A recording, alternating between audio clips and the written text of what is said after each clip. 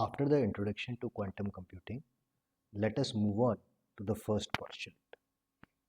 We discussed last time that the first postulate talks about the state of a quantum system. Why should we talk about the state of the system?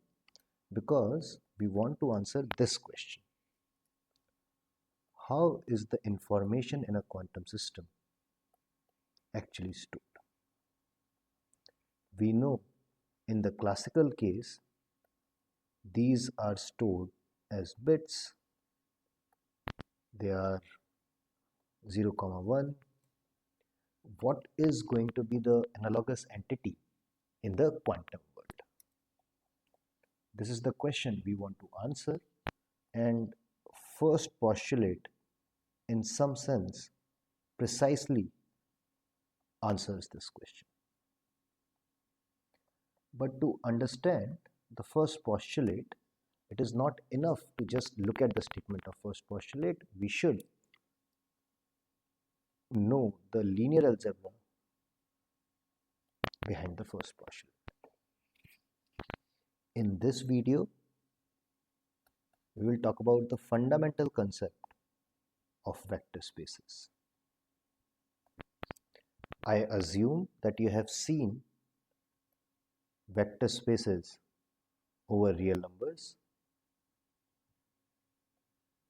If you don't remember them, remember you represent a vector as this thing which has some coordinates. So if it has n coordinates, we call this vector space to be r to the power n. R denotes that you put real numbers in these coordinates, and n denotes the dimension. This is how a vector space is denoted. In quantum, a vector space is mostly the vector space over complex numbers.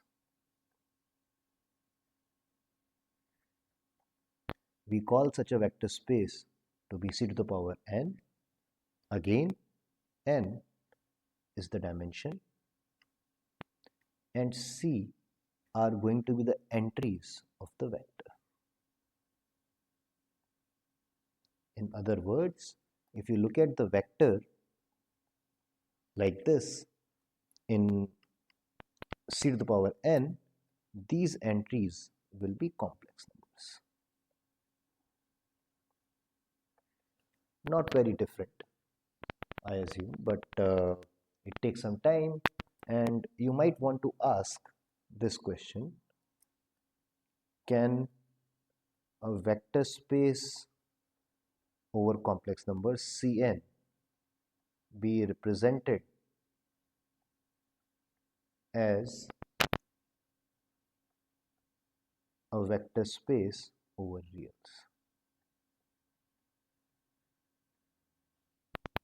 That's something to think about. I will proceed.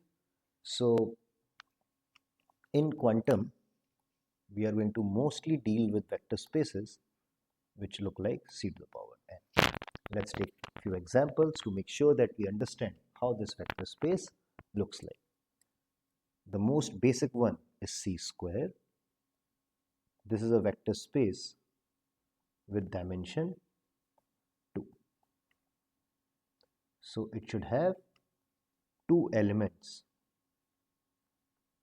in the standard basis, or actually any basis. I assume that you are familiar with the concepts of linear independence, basis, standard basis, dot products, and things like that.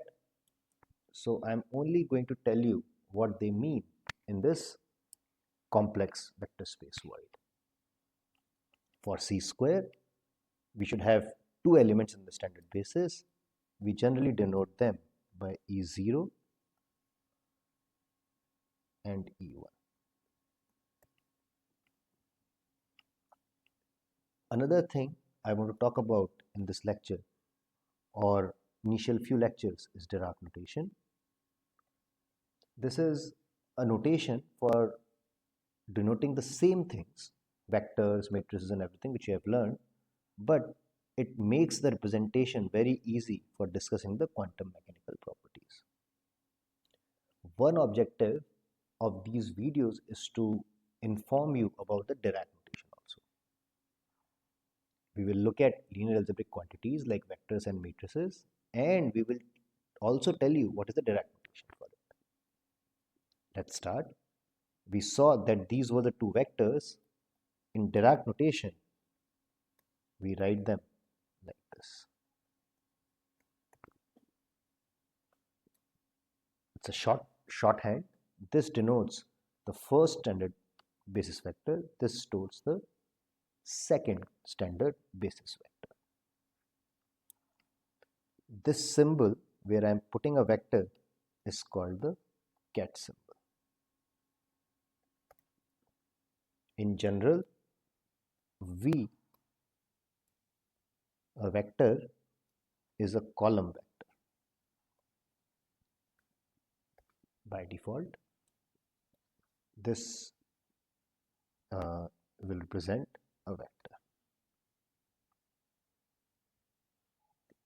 And any vector in C square, if I take any vector V element of C square, in Dirac notation, if I say this, then it should be alpha 0 times 0 plus alpha 1 times 1, where alpha 0 and alpha 1 are elements of complex numbers instead of real numbers.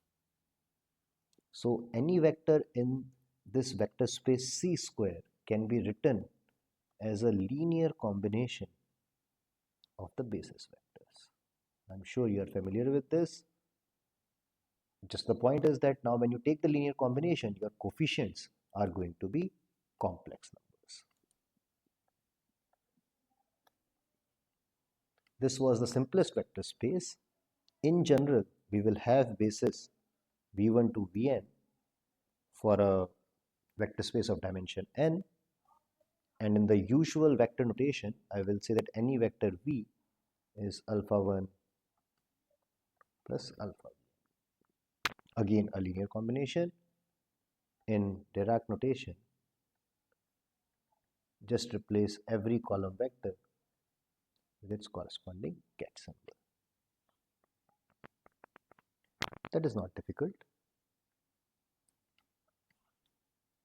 Let me ask a question here. What will be the standard basis of C to the n? In vector notation, it would be 0, 1,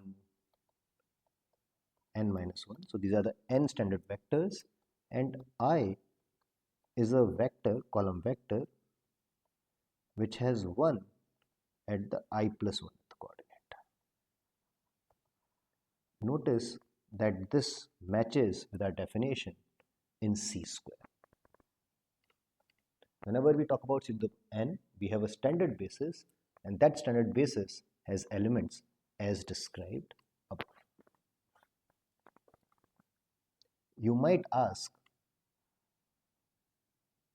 are the two vectors, this and the 0 vector in the usual vector notation, equivalent? This is a cause of confusion for many, and you will see that they are not. This is not equal to the 0 vector. 0 vector, when we talk about in the usual notation, it is all zeros. But this is a standard basis vector. It has length 1. It has 1 0 in its first entry. So we should not get confused between these two. Similar to the column vector, remember that we used the cat symbol for that.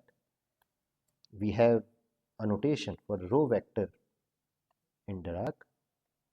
This is called the bra notation, and this is going to be a row vector.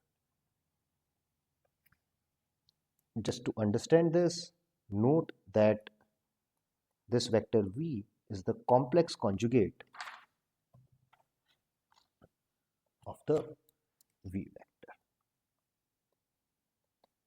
So this star denotes the adjoint operator. If V is x1 to xn, then bra V is x1 star xn star. This is not difficult, it's just that we are making sure that column vectors and row vectors have different. Once we have this, we can also talk about dot product. In the standard literature, it is called inner product. You might know it as a dot product. There is an inner product defined over C to the n. And how is it defined? If I have two vectors, let's say psi, which has elements x1 to xn, and phi, which have v1 to vn, then the inner product psi phi is summation over I xi star y. Notice that the Dirac notation is very convenient here. The inner product is represented like this, so it tells me that psi is in bra notation, so I have to take the complex conjugate of this. Remember, in the standard notation, it will look like this. So, very similar. You should just remember what the Dirac notation is, say.